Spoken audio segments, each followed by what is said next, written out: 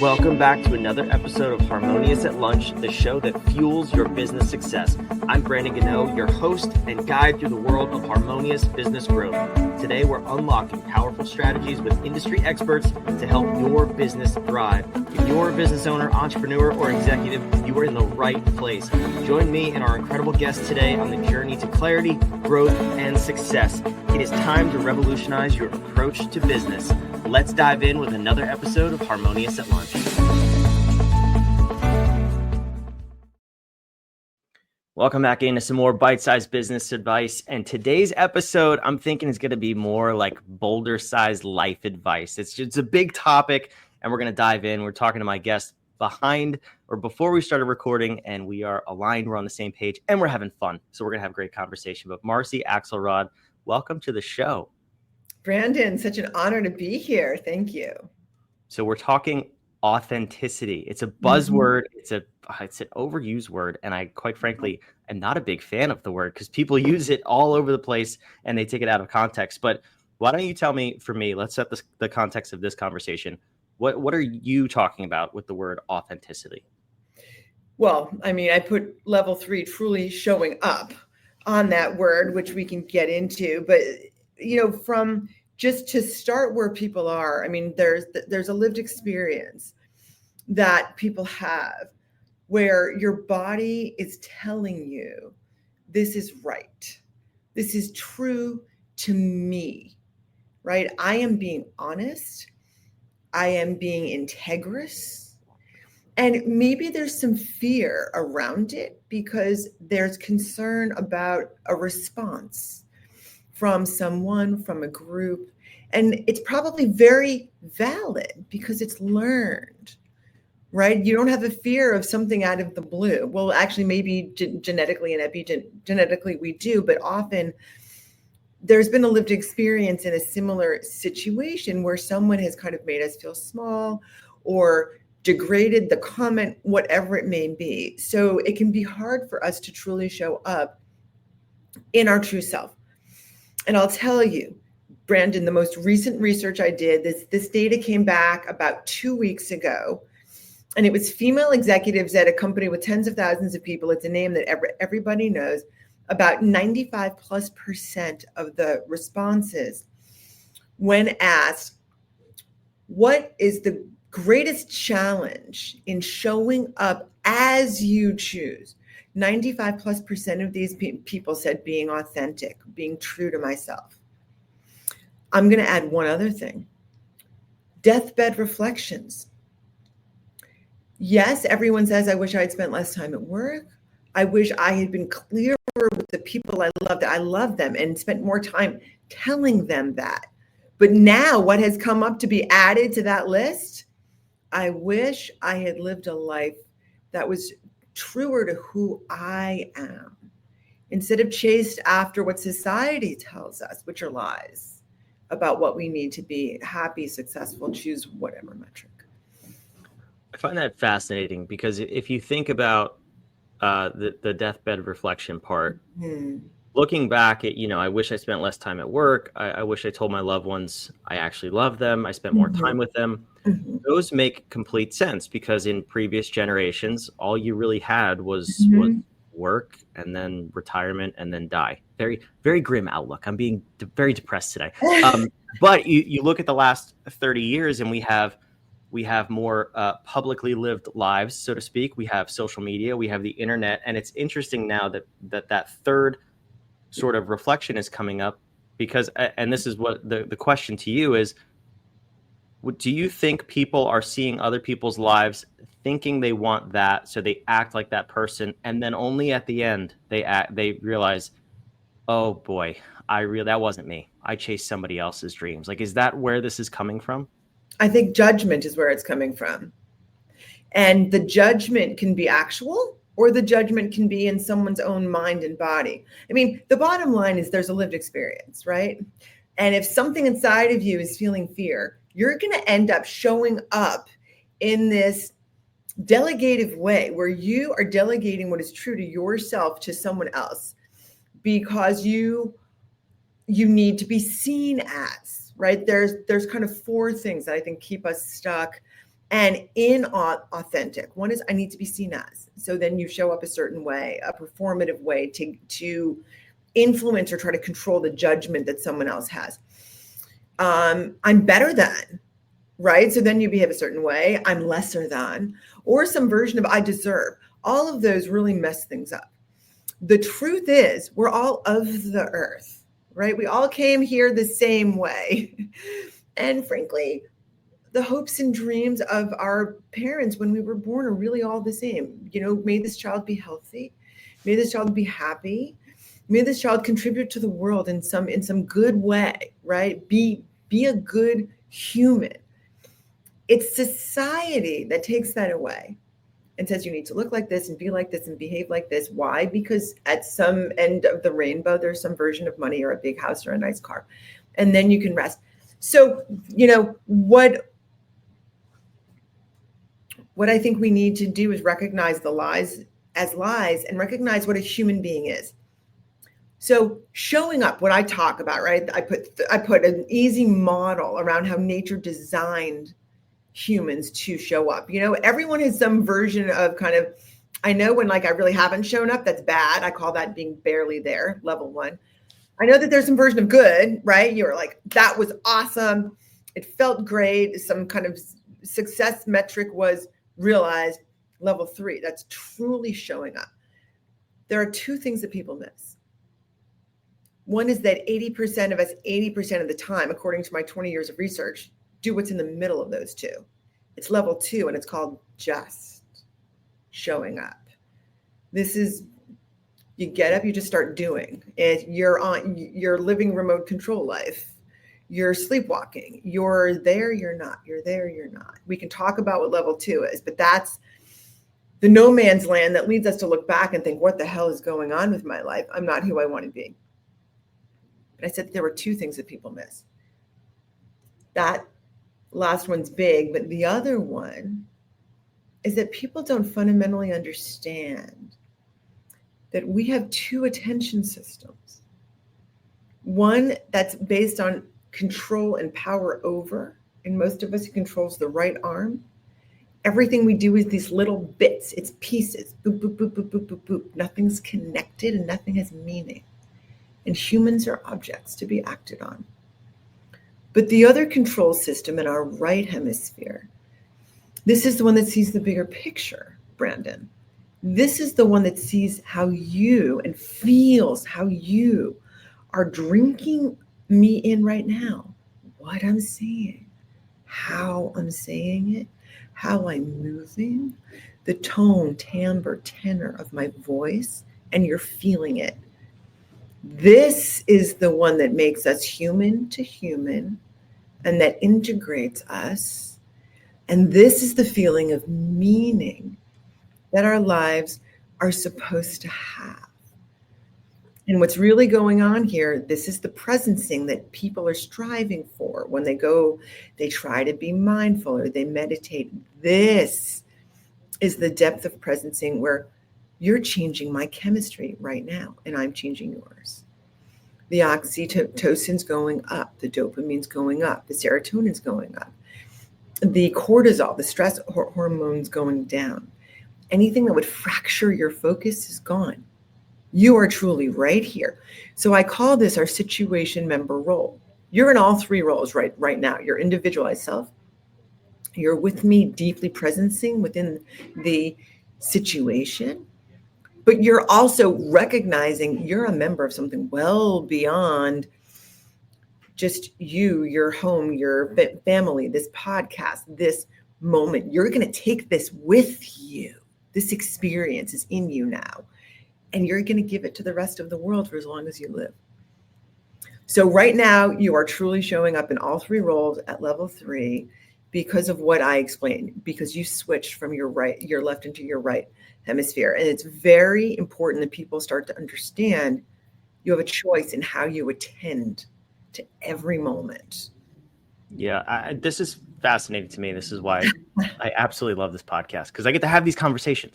But so is that a conscious decision? Are you saying that I made to do that, or do people sort of lack that skill. So to walk me through that, because it comes very natural for me. I am able to Mhm. be very present, have a conversation, and be there, but I'm Mhm. also able to go get things done at the same time. Like walk me through that process for Mm. people.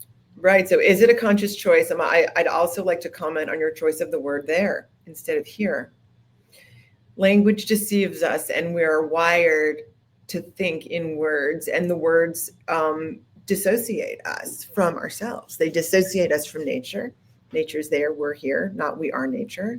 The environment is out there. No, Brandon, you are my environment right now, and I am yours. Regarding conscious choice, and there's a lot to say there, but I'm going to be conscious of our time, because there's a whole book that explains this called How We Choose to Show Up. Is this a choice that you made? So in that particular moment, you were made. There was a subconscious choice that was made. So I'm going to say no. You didn't choose. Your body chose for you, and it's because you were discerning the depth of nuance, the Marciness, right? The humanness that I was exuding. And you do it with everybody. It's not just me. And you're making a choice of the depth of, in essence, connected attending, and I'm pointing to my right hemisphere for people listening, of right hemisphere attending that is called for in this moment. There's a lot there that we can unpack, but what I want listeners to understand is you can learn to choose, right? And it's a simple question. How am I choosing to show up? How do I want to show up right here, right now? And you can shift. And what I demonstrated, I'm going to do it again right now. Ready? Brandon, what I demonstrated was a shift that brought you in with me and for me in this moment. So instead of being to each other, we're with and for. This is part of the show up lexicon.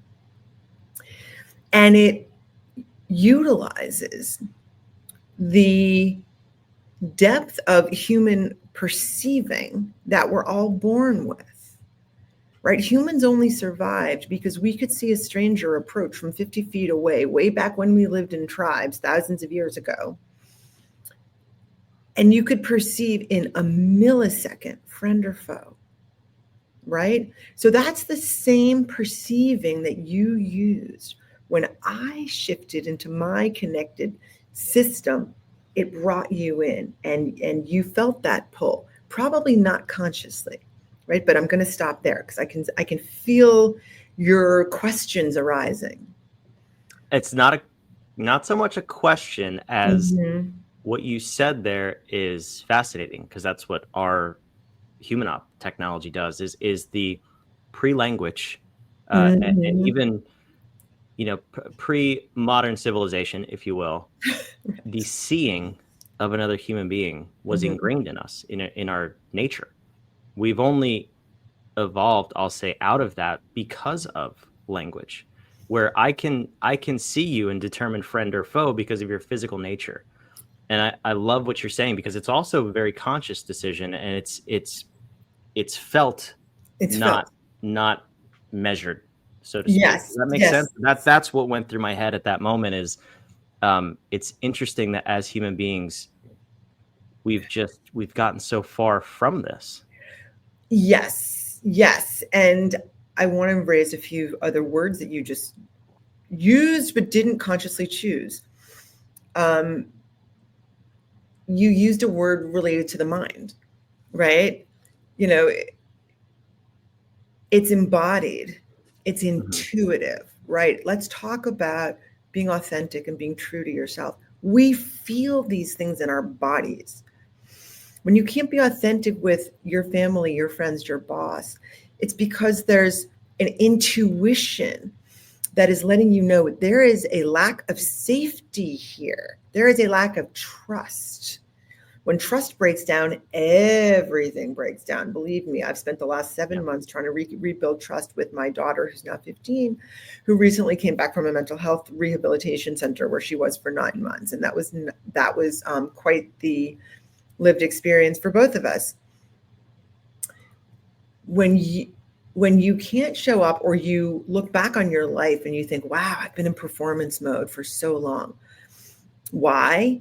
It's because there was a lack of trust. You were feeling judged. You were succumbing to a set of beliefs about how the world works that you need to write down and say, is this true? Literally, I want everyone after this podcast, take out a piece of paper and write down, I'm told that I need to look a certain way and show up a certain way and behave a certain way and all of these things and have these things. And just ask yourself, is that the life that I want? Because it's not, we don't need those things, and they take away our moments of lived experience, and that's all we've got. So go back to our intuitive truth, right? It isn't just that when we see someone we know, trust or not trust. You can actually be touched on your forearm for a single second by someone you don't know, and with 68+% accuracy, know the emotion that person is feeling. They're giving you their emotion. This is the work of Dacher Keltner at the Greater Good Science Center at UC Berkeley. There was a velvet curtain between people, and someone's forearm was exposed and they were touched. And the emotions it isn't, anger, happy, sad. It was nuanced. It was nostalgia. It was gratitude. And you know what they feel. So getting back into our perceptual system is what we need to be able to recognize, whoa, I'm in performance mode. How am I choosing right now to show up to it? Am I going to reset my nervous system, which you can do with just a few deep breaths? You can do it in, when you're with someone in a meeting. Like, you don't have to go disappear for 20 minutes and meditate. You can just get yourself slightly more into your parasympathetic nervous system, and then say, I'm going to show some skepticism about what this person is saying. And I'm going to say, tell me more about that. I don't have to show up in their face like, yo, Joe, like, I just disagree. No, you can just say, like, let's play this out. Like, how do you think this is going to flow through our supply chain? How do you think, what is this person going to feel? Right? Is this the only option we have? Live in your questions more, and you'll be living in your truth more. I love this. Are you also bridging the gap into, it's not a gap. Are you bridging into quantum physics when you're talking about touching and feeling emotions? Are we going quantum entanglement on this episode? Marcy, where are we going?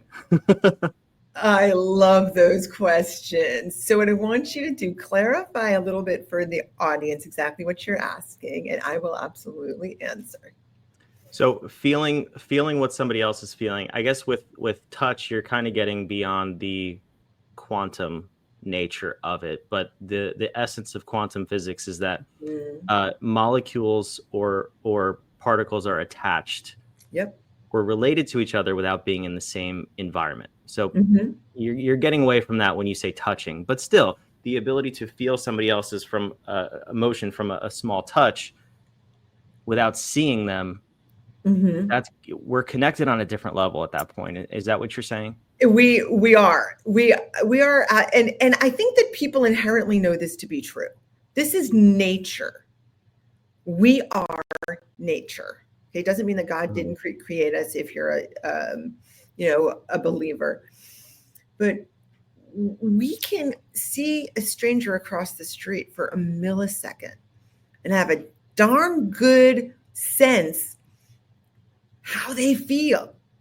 And this is actually one of the recommendations that I have for practicing truly showing up, that level 3.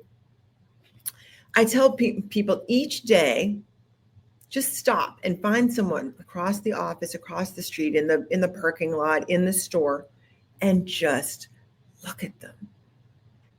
Just look at them. Do they seem stressed? What do you think they're doing? Oh, they're choosing a medication. Did they have a sick child? My daughter was sick last week too.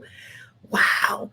And what you start to notice quickly, very quickly, is you start to feel what they feel.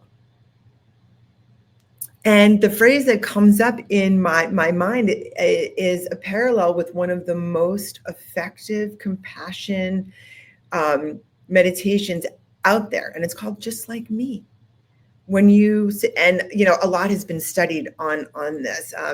You become an open-hearted person, you become happier, you become healthier. You just look at that person. Wow, they're rushed. I was rushed I was rushed too. It feels awful. And I ended up tripping, and I broke this and I dropped that, and I didn't show up the way that I wanted.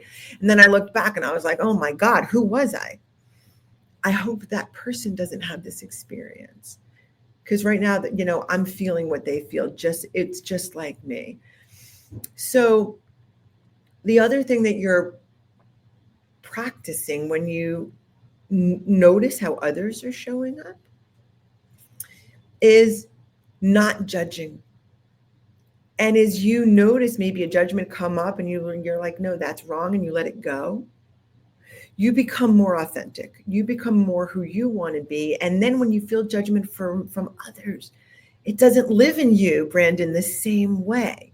You can say, really? Do I want to give that power over me such, strength? No, I'm going to let that go. And you start to feel the humanness in the judger. Maybe the boss is just rushed. Maybe the boss has a sick daughter at home. And then wow, weren't they telling me they're concerned about their mother who's an elder who might have to go to a care center? Wow. And then you show up differently. So call it quantum, call it whatever, but we feel others. And what truly showing up is about is reconnecting with our own humanness, with the moment, and with others. Yeah, it's powerful, especially the judgment piece. There's a shift that happens when you judge people, and it's more negative on you than it ever will be on them. And it's hard to disassociate from that, but it's a process, and it's worth it to say, why am I feeling this way? And do I need to? Is that going to make anybody's life better? I only judge people for two reasons: what airline they fly and what hotel they stay in. Outside of those things, I'm pretty neutral. I'm kidding. That's I'm kidding. Beautiful. But I'm also not kidding. But okay, Marcy, I have to ask you this last question because, and then I'll let you go. And for the listeners, I'm sorry, but I'm not sorry that this is a longer episode, because this is amazing. So I hope you're on this journey with us. But there's obviously a neon question mark behind me. I love asking questions. I find that there are some people who are not so in touch with their being, we'll say. Yep. If I ask a question, triggers them and they don't know why, and then boom, they're immediately in anger. So Wow. do you find that with people that they're not aware of how they're showing up, and they're not aware of what's triggering them, what's being sort of stirred up inside of them, and then we shut down? Like you're out of your brain at that point. You're all in your body. How do we bring ourselves to a level of awareness to say, I'm feeling this way because, and I choose to not go to that place? Does that make sense? Yeah, I know. I have a whole chapter on that, because the skill for our self role is grounding. And I have a whole it's chapter 9 of the book that explains what grounding is. So people who don't choose or don't even recognize they're choosing. So when I was writing the book, one of the massive surprises was that even massively successful people with hundreds of millions of dollars that they've earned themselves, people literally who worked in the White House under some of our recent presidents, came to me and said, oh my God, you're right. We're choosing how we show up. They didn't recognize there's a choice. And the choice is really, which attention system are we showing up with? The get it done mode, which is the one that goes into anger, or the connected one, which is the one that sees the context and the flow of life and the connectedness and the oneness, because this is the one that creates a sense of meaning. So did I answer your question about, and I can answer more about why people might be angry. Would you like me to? Because it Why don't we lateralizes do that? left. And while we're Anger doing that lateralizes too, left. Yeah. I'm assuming choose2showup.com is where people can go grab a copy of the book. Yes, choose2showup.com or straight to Amazon. And there's a contact form. I love hearing from people because everyone has things to say. I was recently stopped at this gym. An elder was with an infant and was staring at the infant. And I said, so beautiful. You are deeply with. And he said, I've never been in the moment. I've never felt I was truly here. And he found me and he wrote to me and he said, Marcy, I can't let it go. Can you help me? I want to be with my granddaughter who you saw me with, and I can't even feel her. So people do reach out to me, and I said, I'd love to meet with you and get you started on this journey. That's amazing. Well, then let's cancel the anger talk, because that's a beautiful feeling. If people could just get themselves to that feeling, I think that's incredible. And this is definitely not the last time Marcy's going to be on the show. So we'll just, assuming you want to come back, I don't want to force you to that, but this was fantastic, Marcy. I really appreciate it. And what do you hope people get out of the book? Again, it's on the screen. It's in the show notes down below. Who do you want to go grab a copy, and what do you hope they get out of it? Oh, I want people to choose how they're showing up, and with the outcome metric of looking back and saying, I lived the life I was meant to live. Amazing. Truly amazing. Marcy, thank you so much for being here. Brandon, one team. I love it. For those of you listening, the links, everything down in the show notes below, wherever you're watching or listening. I appreciate you sticking with us. I hope you love this episode. If you did, give me a comment, give me a like, give me a dislike. It's okay. I'm open to all of it. We want to learn and get better. We'll see you on tomorrow's episode of Harmonious at Lunch. Thanks for listening to another episode of the Harmonious at Lunch podcast. Make sure you subscribe on whatever platform you're on, and we want to invite you to join us in the Small Business Success Facebook group, our private group where guests and listeners come together to grow your business. We want impact-driven entrepreneurs who are ready to go to the next level in this group so we can all share ideas, collaborate, and grow our businesses together. Go to whatif.com/group, and we want to invite you to join today. See you on the next episode of Harmonious at Lunch.